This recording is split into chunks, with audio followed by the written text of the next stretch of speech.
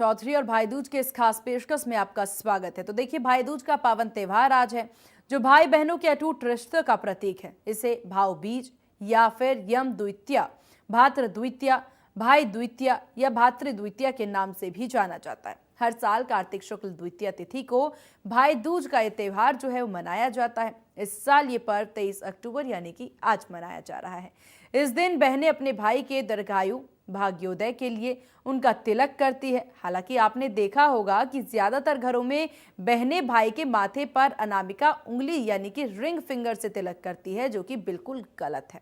रक्षाबंधन या भाई दूज जैसे त्योहार पर भाई को कभी भी अनामिका उंगली से तिलक नहीं करना चाहिए। इसका भी खासा ख्याल रखने की जरूरत है।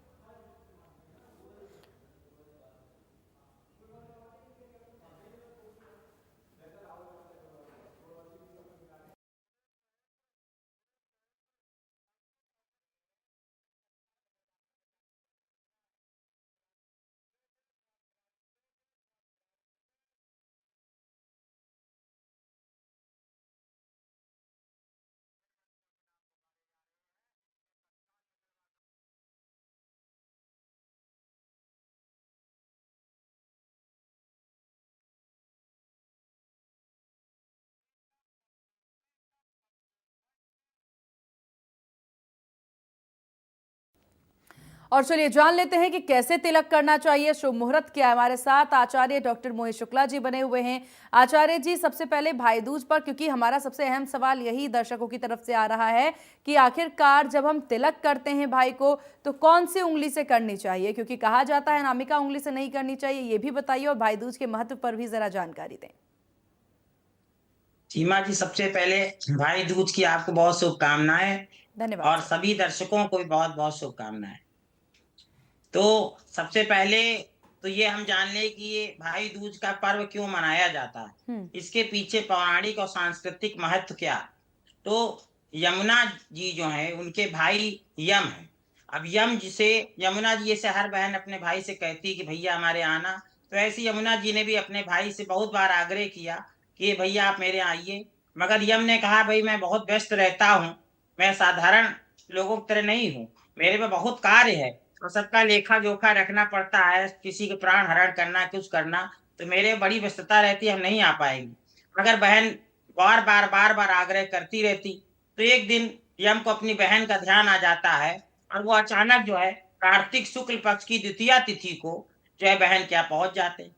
जैसे ही पहुंचते हैं तो बहन बड़ी प्रसन्न हो जाती है यमुना जी, उनको बड़ा आदर सत्कार करती है, उनको तिलक करती है, अक्षत लगाती है, उनकी आरती उतारती हैं और मिष्ठान उनको खिलाती हैं। और तब भाई बड़े प्रसन्न होते हैं कि देखो बहन के इतने आग्रह पे मैं नहीं आ रहा था, मगर आज मैं आए, बहन ने मेरा कितना स्वागत सत्कार किया। उनको बड़ा पश्चाताप होता है कि मैं क्यों नहीं आया पहले।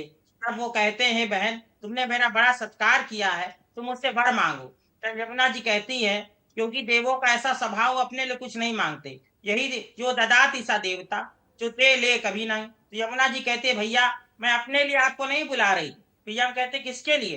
कहती मैं तो लोक कल्याण के लिए, मैं तो सबको पवित्र करती हूँ, जो भी यमुना में स्नान करता है और मैं उसको तीर्थ आदि के पुण्य प्रताप उसका बढ़ा देती हूँ। तो कहा फिर, तो कहा मुझे वैसा वर दीजिए कि आज के दिन जो भी भाई अपनी बहन के यहाँ जाए और तिलक करवाए और मिष्ठान ग्रहण करे और फिर जो है भाई जो है उसको उपहार दे बहन को, तो उसको आप प्राण हरण नहीं करेंगे, अकाल मृत्यु उसकी नहीं होनी चाहिए, दीर्घायु हो, ऐसा वरदान मुझे चाहिए सभी मानव कल्याण के लिए। तुरंत नियम तथास्तु कह देते हैं। तो कहते हैं आज के दिन जो भाई अपनी बहन के यहाँ जाएगा, तिलक करवाएगा, मिष्ठान ग्रहण करेगा और बहन को उपहार देगा, तो उसके में अकाल मृत्यु उसकी नहीं हो सकती। ऐसा जो है इसी तब से ये भाई दूज का पर्व मनाया जा रहा है। और इसी प्रकार से भगवान कृष्ण जब नरकासुर का वध करते और दीपावली, छोटी दीपावली को, और भाई दूज के दिन, आज ही के दिन अपनी बहन सुभद्रा के यहाँ जाते हैं, तिलक करवाते, सुभद्रा बड़ा सत्कार करती है, उनका भोजन कराती है। तो फिर भगवान कृष्ण भी उन्हें उपहार देते हैं और इसी क्रम में जो है ये आज भी पर्व मनाया जा रहा है। तो ये बड़ी दो ज्ञानवर्धक कथाएं आज के पर्व से जुड़ी हुई। अब मैं सीमा जी आपके प्रश्न के जी। उत्तर पे आ जाता हूँ कि कैसे भाई का तिलक करना चाहिए। तो देखिए सबसे पहले तो आज के शुभ मुहूर्त, आज मैं बताऊं आज भद्रा भी नहीं है, बड़ा शुभ समय चल रहा है और सायंकाल तक आज का जो है भैया दूज का पर्व मनाया जाएगा। सुबह 6:27 से ये समय प्रारंभ हो गया और 12 बज के जो है क्या कहते हैं 7:51 तक रहा। फिर ये 10:41 से शुरू हो गया शुभ मुहूर्त और ये करीब 1:30 तक शुभ मुहूर्त जो है चल रहा।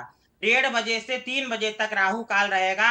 उस समय जो है भाई को तिलक ना करें और उसके बाद शाम को 5:43 से फिर से शुरू हो जाएगा और 8:54 तक ये शुभ पर्व मनाया जाएगा, क्योंकि उस शुभ समय बिल्कुल इसका लिए चल रहा है। और अमृत समय जो है वो जो है शाम को आज अमृत समय भी रहेगा, जो कि 6:07 बजे तक रहेगा। इस प्रकार से देखिए कि कितना शुभ मुहूर्त है। और इसमें मैं बताऊं कि आज जो है विशाखा नक्षत्र में आयुष्मान प्रवर्धमान योग बना हुआ है।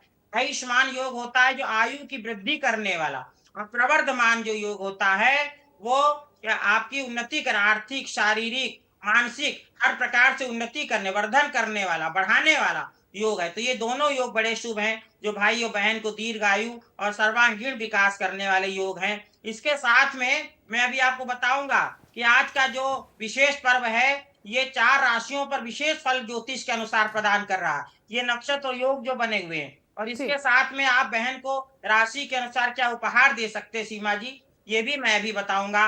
मगर मैं पहले आज के प्रश्न का कि कैसे भाई को तिलक करें, तो सबसे पहले चौकी पे पूर्व दिशा या उत्तर दिशा में मुख करके भाई को बैठाइए और भाई को जो है, अगर भाई देखिए छोटा होता है तो उसको अंगूठे से तिलक किया जाता है। अंगूठे से तिलक इसलिए बहन करती है कि हे भाई तुम्हारी दीर्घायु यशस्वी हो, आशीर्वादात्मक होता है। और ये जो तर्जनी उंगली होती है, इससे पितरों का तिलक किया जाता है, जो इंडेक्स फिंगर है। और जो बीच वाली ये होती है, तो पितरों को जो करना है तो ये आज के दिन बिल्कुल नहीं करना है आपको, ये आप समझ लीजिए। और जो बीच वाली फिंगर है, मिडिल फिंगर, इसको मध्यमा कहते हैं। इससे स्वयं के तिलक अच्छा माना जाता है। स्वयं की कीर्ति, यश को, आकर्षण शक्ति को बढ़ाने वाली होती।